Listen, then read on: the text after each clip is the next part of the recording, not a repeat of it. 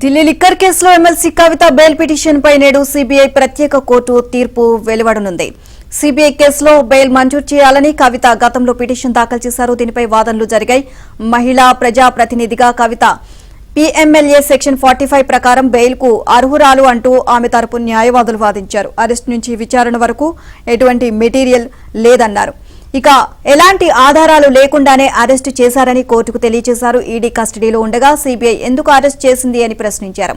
7 ఏళ్ల లోపల శిక్ష పడే కేసులకు అరెస్ట్ అవసరం లేదు అన్నారు. అరెస్టుకు సరైన కారణాలు లేవను అని వాదనలు వినిపించారు.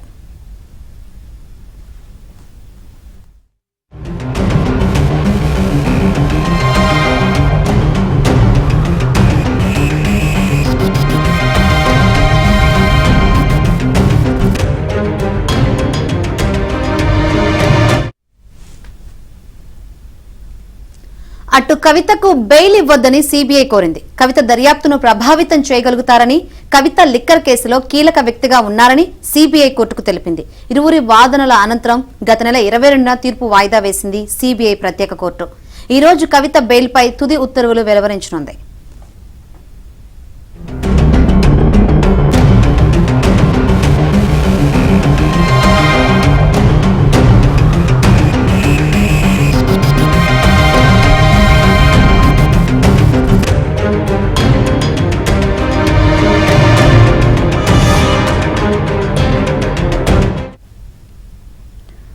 ఇక కవిత లిక్కర్ కేసులో కీలక వ్యక్తిగా ఉన్నారని సిబిఐ కోర్టుకు తెలియజేసింది. ఇరువురి వాదనలు అనంతరం గత నెల 22న తీర్పు వాయిదా వేసింది సిబిఐ ప్రత్యేక కోర్టు. ఈ రోజు కవిత బెయిల్ పై తుది ఉత్తర్వులు వెలువరించనుంది. దీనికి సంబంధించి మరిన్ని అప్డేట్స్ మా కరెస్పాండెంట్ సతీష్ నాడి తెలుసుకుందాం. సతీష్, ఈ రోజు కవిత బెయిల్ పై తుది ఉత్తర్వులు వెలువరించనున్నట్లుగా తెలుస్తుంది. ఓవరాల్ గా అప్డేట్స్ ఏంటి?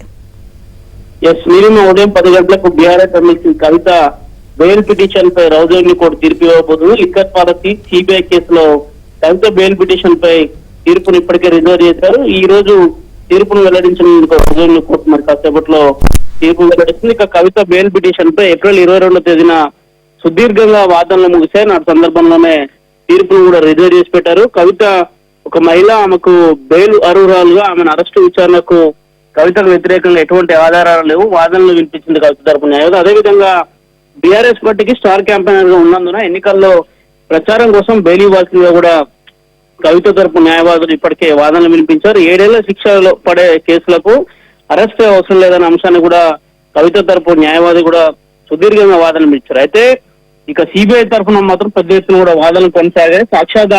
సాక్షులను ప్రభావితం చేయడంతో పాటు సాక్ష్యాలను ధ్వంసం చేసే అవకాశం కూడా ఉంది. ఈ సందర్భంలో కేసు విచారణ కొనసాగుతుంది. మరికొంతమంది అరెస్టులు కూడా ఈ కేసులో ఉంటాయి అనే అంశాన్ని కూడా కోర్టు ముందు సిబిఐ వివరించింది. అందులో భాగంగానే కవితకు బెయిల్ మంజూరు చేయొద్దు, బెయిల్ ఎట్టి పరిస్థితుల్లో కూడా ఇవ్వద్దని ఇటీవల సిబిఐ పెద్ద ఎత్తున కూడా వాదనలు వినిపించింది. అయితే లిక్కర్ కేసులో కవితనే కింగ్ పింగ్ గా వ్యవహరించారు, సౌత్ గ్రూప్ కు మొత్తం ఆమె వ్యవహరించారన్న అంశాన్ని కోర్టు ముందు సిబిఐ వాదనలు వినిపించడంతో జడ్జిమెంట్ ను రిజర్వ్ చేశారు. 10 గంటలకు తీర్పు వెల్లడించబోతున్నారు. అయితే కొంత ఉత్కంఠ నెలకొంది. కవితకు ఒకవేళ సిబిఐ కేసులో బెయిల్ వస్తుందా లేదా అనేది కూడా చూడాల్సి ఉంటుంది. మరోవైపు 6వ తేదీన ఈడీ కేసులకు సంబంధించిన తీర్పు కూడా జడ్జిమెంట్ అది కూడా రిజర్వ్ లో ఉంది. 6వ తేదీన ఇక ఈడీ కేసు ఉంది. మరోవైపు 7వ తేదీ వరకు ఆమెకు జ్యుడిషియల్ రిమాండ్ కూడా ఉన్న నేపథ్యంలో కవితకి ఈ రోజు ఒకవేళ సిబిఐ కేసులో బెయిల్ వస్తుందా లేదన్న కూడా మరి కాసేపట్లో తేలనుంది. Neelima, thank you Satish.